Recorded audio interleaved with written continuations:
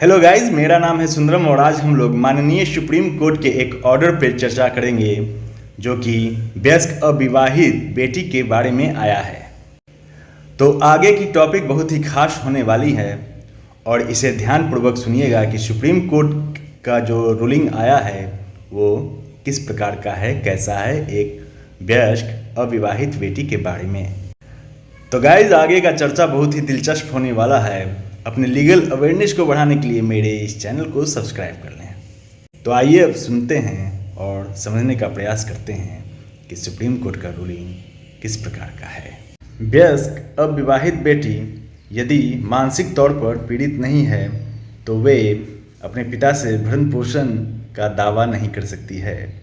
ये supreme court का order है। सुप्रीम कोर्ट ने माना है कि वयस्क अविवाहित बेटी जो मानसिक तौर पर पीड़ित नहीं है या शारीरिक तौर पर पीड़ित नहीं है वो सीआरपीसी की धारा 125 के तहत अपने पिता से भरण पोषण प्राप्त करने की हकदार नहीं है, क्योंकि वो स्वयं ही अपना भरण पोषण कर सकती है।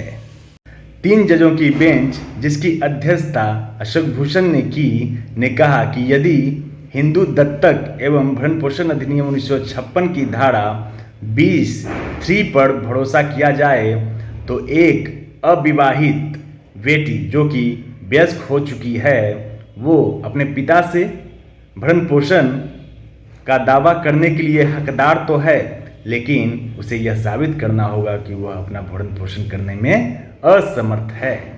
बेंच में शामिल अन्य जज आर सुभाष रेड्डी और एम.आर. शाह थे।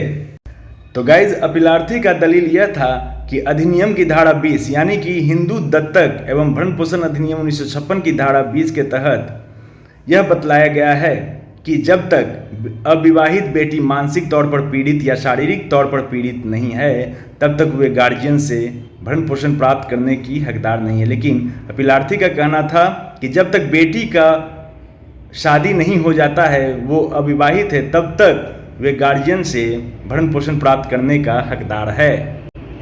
लेकिन सुप्रीम कोर्ट ने इस बात की खंडन की। यहाँ पे एक बात ध्यान में रखिएगा कि जब अपीलकर्ता नाबालिग थी तभी वे सीआरपीसी की धारा 125 के तहत रेवाड़ी के प्रथम श्रेणी मजिस्ट्रेट के समक्ष अपना दलील पेश की। मजिस्ट्रेट ने उसके इस दलील को, इस दावे को यह कहकर निरस्त कर दिया कि जब तक वह बालिग नहीं हो जाती है, वयस्क नहीं हो जाती है, तब तक भरण पोषण का दावा करने का हकदार नहीं है। मजिस्ट्रेट के इस फैसले को हाई कोर्ट ने भी बरकरार रखा। खंडपीठ ने अपीलकर्ता की इस अपील को तो खारिज कर दिया, किंतु हिंदू दत्तक एवं भरण पोषण अधिनियम 1956 की धारा 20(3) के अंतर्गत उसे यह स्वतंत्रता दी कि वे आगे किसी भी तरह के भरण पोषण को अपने पिता से प्राप्त करने के लिए केस दायर कर सकती हैं।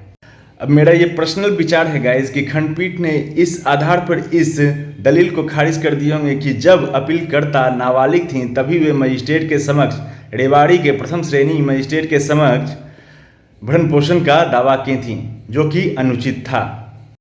अभिलाषा बनाम प्रकाश का ये मामला था जिस पर हम लोग अभी गाइज विचार कर रहे थे।